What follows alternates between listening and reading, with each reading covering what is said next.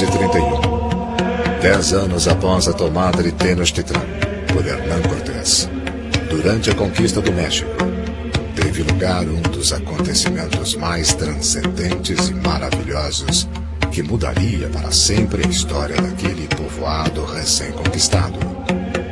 Este acontecimento, para qual a ciência, mesmo depois de 500 anos, não pode encontrar explicação, é um dos mistérios mais surpreendentes de todos os tempos. Um mistério que representa desde então um dos maiores pontos de união entre os católicos de todo o mundo.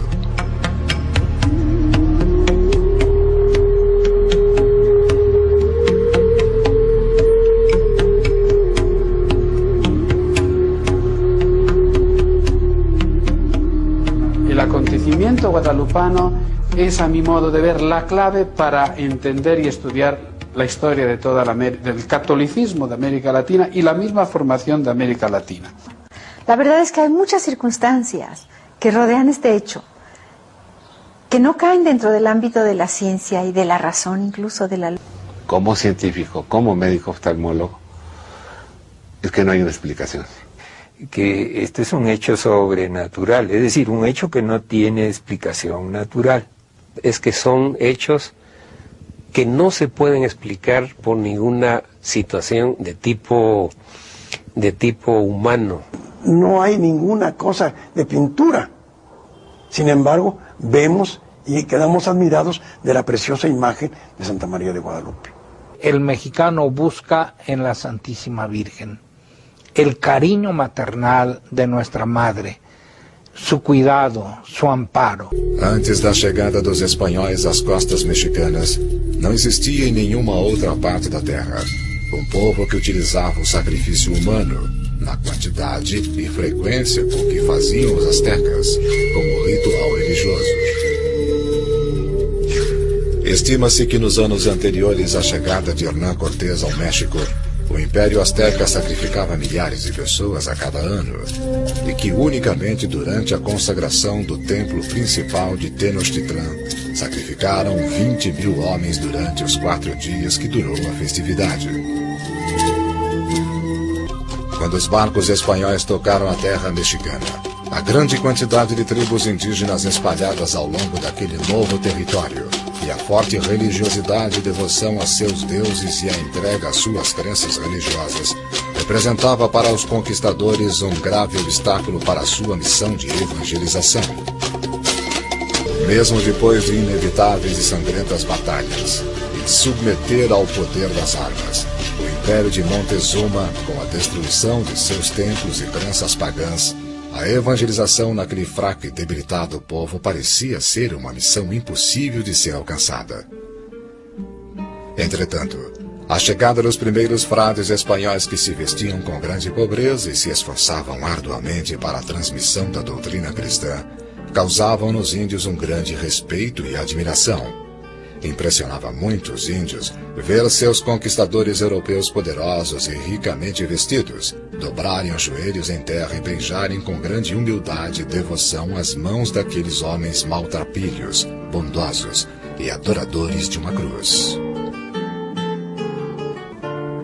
Durante os primeiros anos depois da conquista, quando as armas foram depostas e viviam em tempo de paz, os índios se mantinham condescendentes e reservados, mas não convencidos diante das novas verdades. Entretanto, um antigo e piedoso relato, considerado por muitos como um ingênuo e poético conto do século XVI, que relata uma lenda mais da época de Cortés, é para muitos a resposta inexplicável da grande mudança e conversão do povo mexicano à sua nova fé. Este simples relato escrito em língua náhuatl tem por nome Nicamopoa. Nicamopoa, palavra que em náhuatl significa aqui se conta, foi escrito por Antônio Valeriano, um índio nascido em 1520 em Azcapotzalco, pertencente à nobreza da Casa Real de Tacuba, aluno destacado e fundador do Colégio de Santa Cruz, anexo ao convento franciscano de Tlatelolco. Antônio Valeriano aprendeu latim e o castelhano na perfeição, inclusive com mais desenvoltura e destreza que os filhos de espanhóis que estudavam com ele. Durante sua vida deixou fama de homem sábio, de extensa cultura e de uma grande sensibilidade artística. O Nicamapoa foi escrito em Tlatelolco pouco tempo depois da morte de seus protagonistas principais. Um índio de 57 anos de nome Juan Diego e o primeiro bispo do México, Frei Juan de Zumárraga. O livro narra com uma simplicidade surpreendente a história das aparições de uma jovem que descia do céu e que se apresentava como Maria, a mãe do verdadeiro Deus. Aqui se conta como milagrosamente apareceu a perfeita Virgem Santa Maria, Mãe de Deus. Em 9 de dezembro de 1531, numa madrugada, Juan Diego ia para Tlatelolco para aprender o catecismo cristão. Ao chegar junto ao Monte Tepeyac, Juan Diego viu uma jovem cuja vestimenta brilhava como o sol. Juanito, Juan Dieguito, ¿a dónde te diriges? Mi señora reina, muchachita mía, allá llegaré a tu casa de México, Tlatelolco, a seguir las cosas de Dios. Ten por cierto, hijo mío, el más pequeño, que yo soy la perfecta siempre Santa Virgen María, Madre del verdadero Dios por quien se vive. Mucho deseo que aquí construyan mi casita sagrada, porque yo soy vuestra madre, tuya y de todos los hombres que habitan esta tierra. A Virgem pediu que ele fosse ver o bispo do México e transmitisse essa mensagem. O bispo recebeu e, depois de escutar tudo o que o índio havia visto e ouvido, não lhe deu crédito. Quando Juan Diego retornou à sua casa, encontrou de novo a Virgem no mesmo lugar. Ele pediu que o dispensasse de seu encargo e escolhesse uma pessoa mais digna para que acreditassem, já que nele não creram. Pero es muy necesario que tú personalmente vayas. No dia seguinte, com muito esforço, viu o bispo novamente, que lhe fez muitas perguntas e ele relatou absolutamente tudo. O bispo achou conveniente pedir a Juan Diego uma prova que confirmasse tudo o que disse. Além da prova, mandou uns empregados que o seguissem. Quando se dirigia novamente ao monte de Tepeyac, os dois empregados o perderam de vista. Novamente apareceu a Virgem ao índio e lhe prometeu que, se voltasse no dia seguinte, lhe proporcionaria uma prova de que ela era a Mãe de Deus. Mas Juan não voltou. Quando chegou à sua casa, encontrou seu tio, Juan Bernardino, gravemente doente. Na madrugada de terça-feira, com a intenção de não encontrar a senhora, decidiu dar a volta no monte. Entretanto, a Senhora do Céu saiu ao seu encontro. ¿Qué te ocurre, hijo mío? Sabe, niña mía, que está muy mal un servidor tuyo, tío mío. Y ahora iré deprisa a tu casita de México a llamar a alguno de los amados de nuestro Señor, para que vaya a confesarlo y a prepararlo a bien morir. Hijo mío, escucha, no temas esta enfermedad. Ten por cierto que ya está bueno. A jovem lhe pediu que, antes de ir à casa do bispo, subisse o monte e colhesse as rosas de Castilla que lá estavam. Juan Diego subiu sem duvidar, mesmo sabendo que era impossível em cima daqueles pedregulhos, no mês de dezembro, quando está cheio de gelo, florescer rosas. Ao chegar lá em cima, ficou extasiado. Cortou o quanto pôde e as colocou em sua capa. Desceu e as mostrou à Virgem, que pegou com suas mãos e voltou a colocar na capa de Juan Diego. Quando Juan Diego deixou cair as rosas diante do bispo, se estampou e se desenhou na presença de todos a preciosa imagem da Virgem sobre o tecido da capa do índio, da maneira que está e que se guarda até hoje no templo de Tepeyac e que leva por nome a Santíssima Virgem de Guadalupe.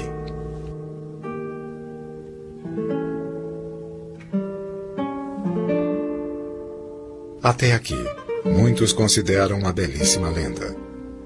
Entretanto, esta lenda sugere alguns questionamentos. A primeira é o nome de Guadalupe.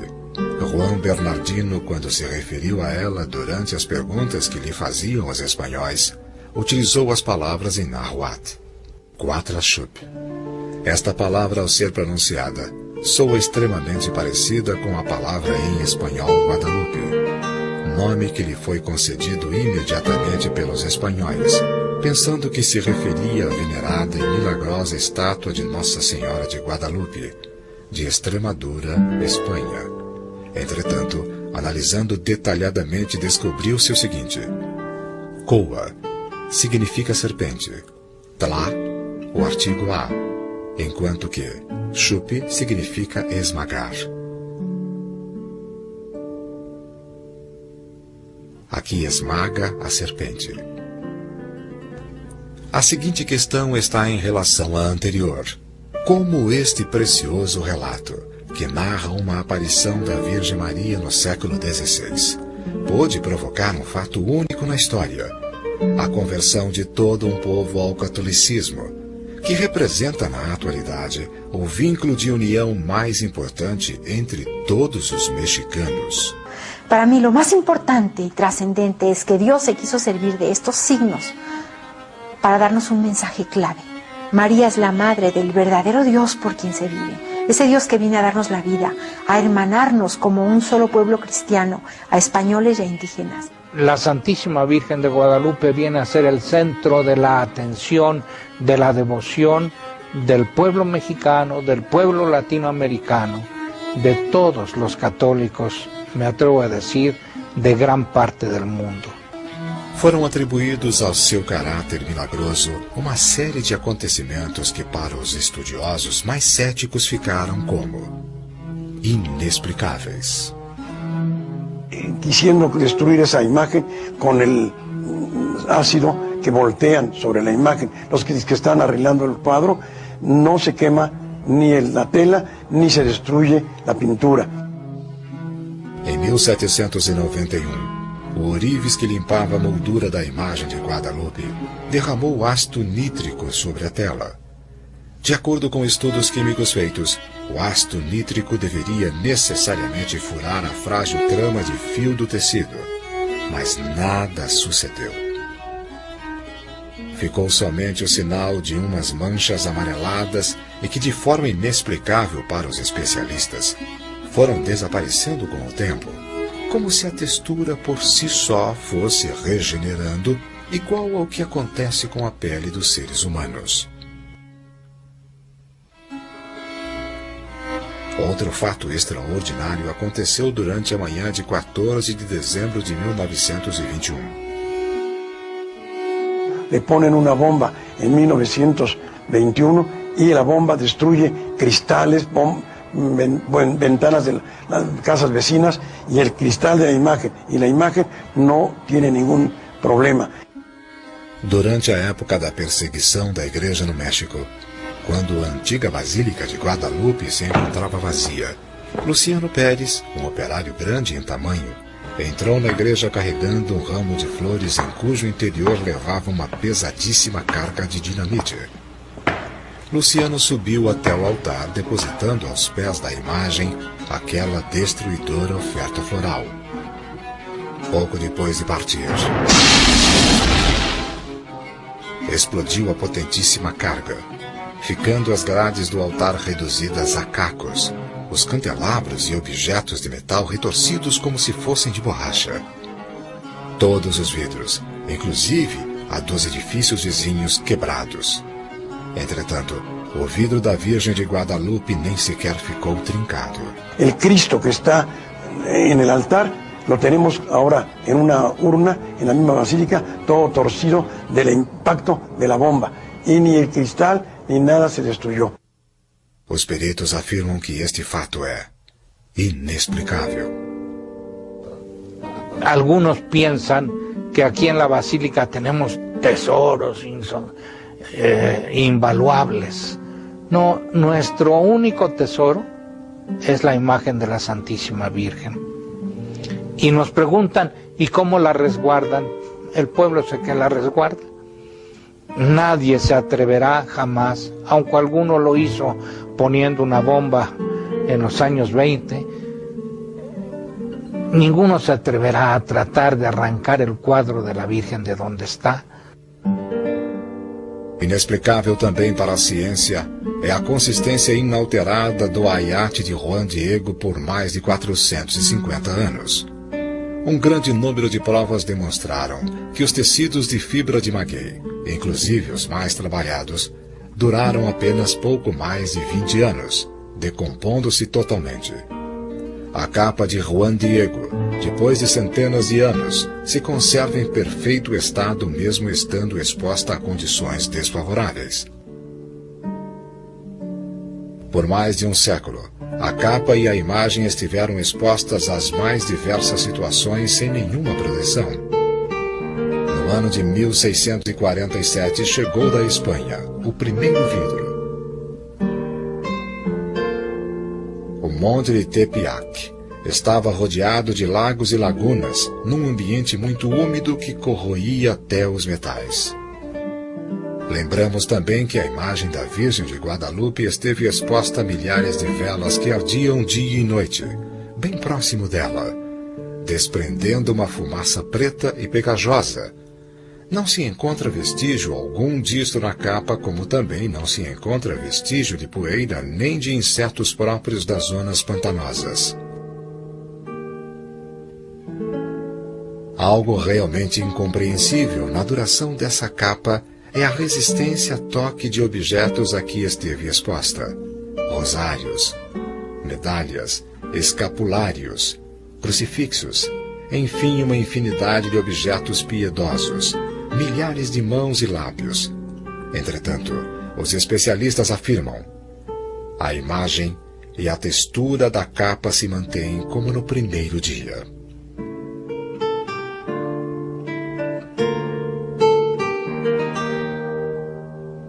En una ocasión despegué el sagrado original completamente y me puse yo detrás. Es una tela tan ruda que se veían muy bien las lámparas, todo lo que hay, sin necesidad de nada. ¿Por qué? Porque no hay ninguna cosa de pintura. Sin embargo, vemos y quedamos admirados de la preciosa imagen de Santa María de Guadalupe. Desde os primeiros anos da aparição, chamou muito a atenção a imperfeição do tecido da capa, tão cheio de manchas e defeitos, no qual, sem preparo algum, se criou nela uma tão magistral pintura. O Prêmio Nobel de Química Richard Cohn, depois de examinar as fibras da capa de Juan Diego, uma de cor avermelhada e outra de cor amarelada, certificou o seguinte: En las dos fibras no existen colorantes vegetales, ni animales, ni minerales, ni por supuesto colorantes sintéticos. Es decir, los colorantes de la imagen de Guadalupe no son humanos. No existen sobre la faz de la Tierra. Depois destas afirmações desconcertantes por parte de um cientista tão prestigiado, levaram a cabo estudos mais detalhados e com maiores meios técnicos, como os que fizeram os investigadores da NASA na noite de 7 de maio de 1979. São eles Philip Callahan e John Brandt. O estudo analítico ao infravermelho deveria proporcionar aos investigadores da NASA os desenhos prévios existentes na imagem original da Virgem de Guadalupe e que espécie de preparo ou tratamento tinha sido aplicado no tecido da capa. O resultado de suas investigações enche de assombro o mundo inteiro. Não houve tratamento nem preparo prévio algum no tecido da capa, o que torna incompreensível não somente sua duração, como a fixação da imagem na tela. Maior ainda foi o assombro quando se constatou que a imagem carece de desenhos e riscos prévios e de correções. E como só isso não bastasse, verificou-se que não há pinceladas. Isto quer dizer que a imagem da Virgem de Guadalupe está impressa, mesmo que pareça impossível, do mesmo modo como se fosse uma fotografia, com cores e brilhos desconhecidos e incompreensíveis. Reúne tantas cualidades de diferentes disciplinas que si hubiera sido pintada por manos humanas, vamos a decir, tendría que haber sido un conjunto de astrónomos, de pintores. Nosotros como occidentales estamos viendo una pintura que pudo haber sido retocada o no, pero es una pintura que no sabemos de qué es. Los aztecas leían, era un códice para ellos. Se presentan los sabios de aquel tiempo para dar su opinión si en realidad allí eso es una cosa humana o no. Y su opinión de todos los sabios del 1666 es: no hay ninguna preparación, es imposible que en esta burda materia como es la tilma podamos tener una preciosa imagen como es la que nosotros estamos viendo. Ellos estudiaron la imagen sobre una mesa, la volteaban, la intentaron, la doblaron, la buscaron, todo lo que ellos quisieron para poder decir que era verdaderamente algo extraordinario. Em 1951, ao observar com uma lente a ampliação de uma fotografia da imagem da Virgem de Guadalupe, o desenhista mexicano Salinas descobre que no olho direito da imagem refletia a figura de um homem barbado. A notícia desatou uma série de investigações por parte dos mais prestigiados cientistas e dos melhores oftalmologistas. Cada um dos 15 especialistas que examinaram a imagem declararam que os olhos da Virgem se comportavam da mesma maneira como se comportam os olhos de uma pessoa viva. Encontré un ojo con todas las características de un ser humano vivo, o que había estado vivo, que se le había tomado una fotografía en 1531, cosa imposible. Quando utilizados os diferentes instrumentos ópticos, os olhos da Virgem adquirem brilho e profundidade de um olho vivo.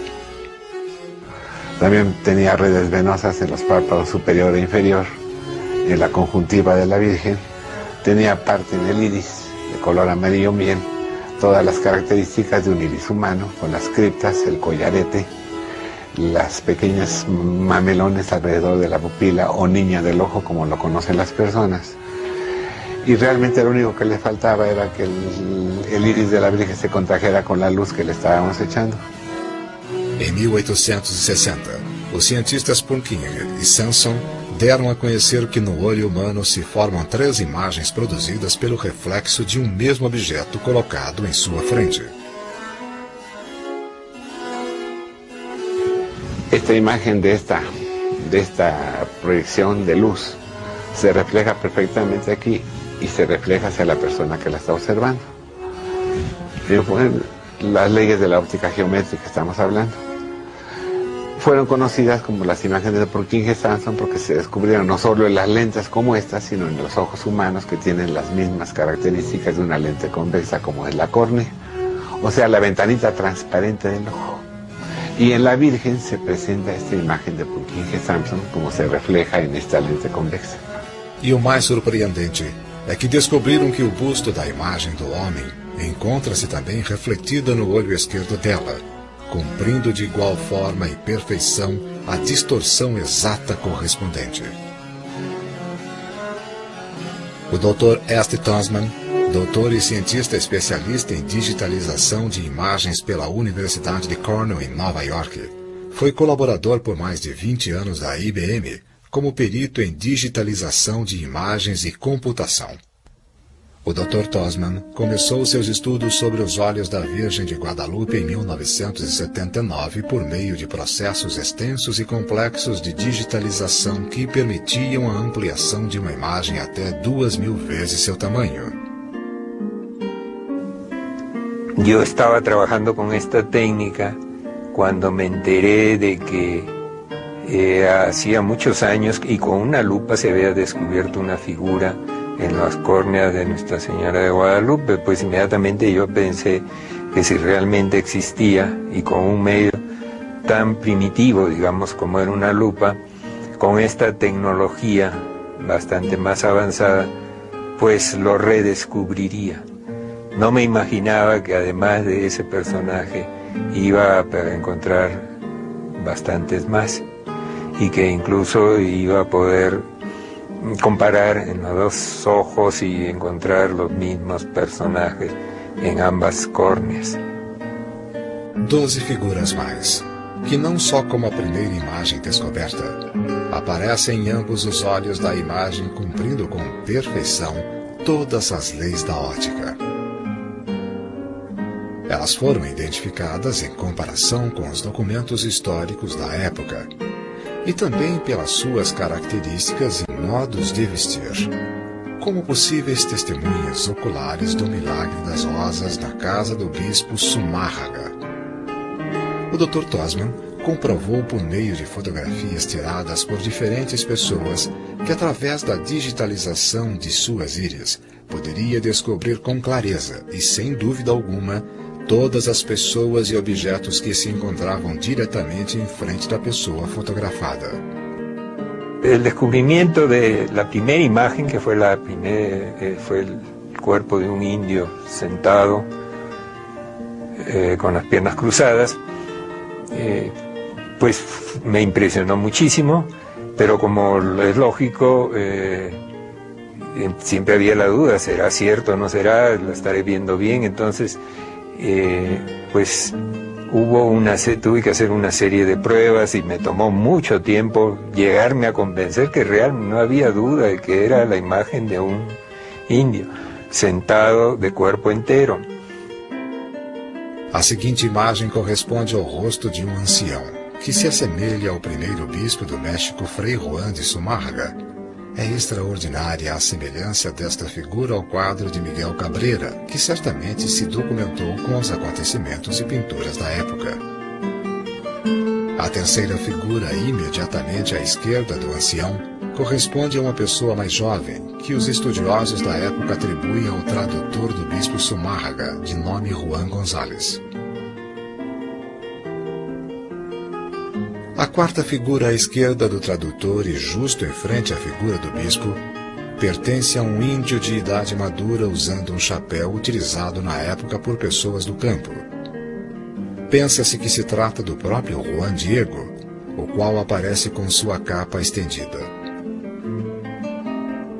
A quinta figura corresponde a uma mulher negra, observando o que acontece por cima dos ombros do possível Juan Diego. Realmente ha sido algo muy emocionante, sobre todo el descubrir algo y luego comprobar que sí es cierto. Comprobar, por ejemplo, que el personaje que acabo de descubrir está relatado históricamente. El caso de la esclava negra que encontré, que para mí era una cosa muy extraña que hubiera una persona negra. Estamos hablando de 1531. Y sin embargo, al poco tiempo me entero de que en la historia sí aparecía que Zumárraga tenía una esclava negra. A sexta figura, a que se refere ao homem com barba, a de maior tamanho, e a primeira a ser descoberta pelo desenhista Salinas com a ajuda de uma lente, parece corresponder a um cavaleiro espanhol e não ao índio Juan Diego, como se pensou no primeiro momento. No centro da íris do olho direito, Tosman descobriu ao que ele chama de grupo familiar, e que por suas dimensões é o mais afastado do resto das figuras. Ele é formado por uma mulher muito jovem com um bebê colocado nos ombros, como era o costume das Índias naquela época. Aparece também um grupo de meninos, um homem com chapéu e um casal que aparentemente observa a cena da aparição.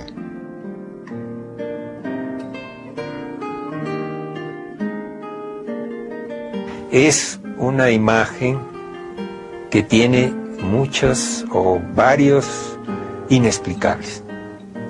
Lo que yo he descubierto es uno de los inexplicables. Sabemos y a cada rato en varios libros podemos leer que hay otros descubrimientos que también es muy difícil de explicar. A conservação do ayat e da imagem ao longo de todos esses anos. A impressão da imagem sobre a superfície tão grosseira e sem nenhum preparo, a natureza desconhecida de seus corantes e a existência de figuras milimétricas refletidas nos dois olhos da Virgem, obedecendo com perfeição todas as leis da física ótica, obrigaram a ciência a determinar os fatos de Guadalupe como inexplicáveis.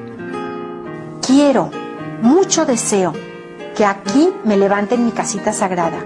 Hoy, después de 5 siglos, no solamente existe un templo en el Tepeyac, existen millares de otros. Yo no veo en el esfuerzo de los peregrinos simplemente una devoción masoquista. O sea, yo entro de rodillas porque quiero sufrir, o yo camino desde muchos kilómetros de distancia solamente por sufrir. No, creo que ni piensan en ello. Les duelen las rodillas indudablemente. Habría que acercarse a ellos y preguntarles cómo sienten y nos van a responder: no me preocupa, no le hago caso al dolor, yo vengo a ver a María. ¿Quién es la Madre de Dios? María. ¿Quién intercede por nosotros? María. Por eso todos te aclamamos. María. Yo pienso, ese es el tesoro del pueblo mexicano, nuestra pobreza.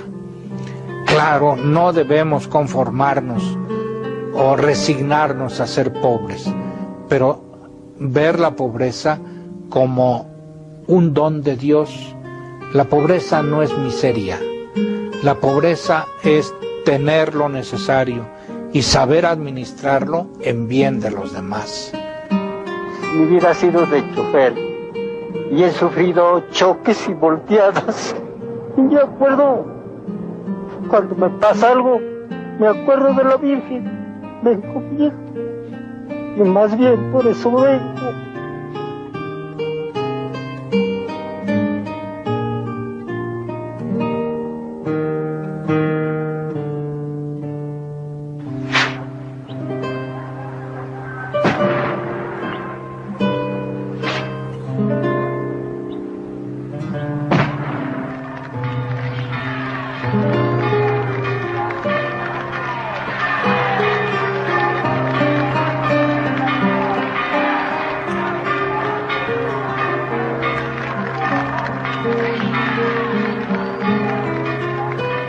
El peregrinar, el llegar de rodillas hasta la imagen de la Virgen es un tratar de purificar nuestra conciencia de los pecados por medio del dolor y, claro está, también por medio del sacramento.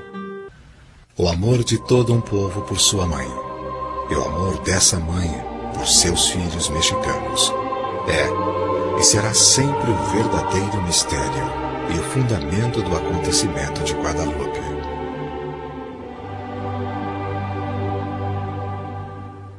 Aquela tela rústica e sua imagem ainda se encontram no mesmo lugar da aparição e da igreja que a Virgem pediu que se construísse.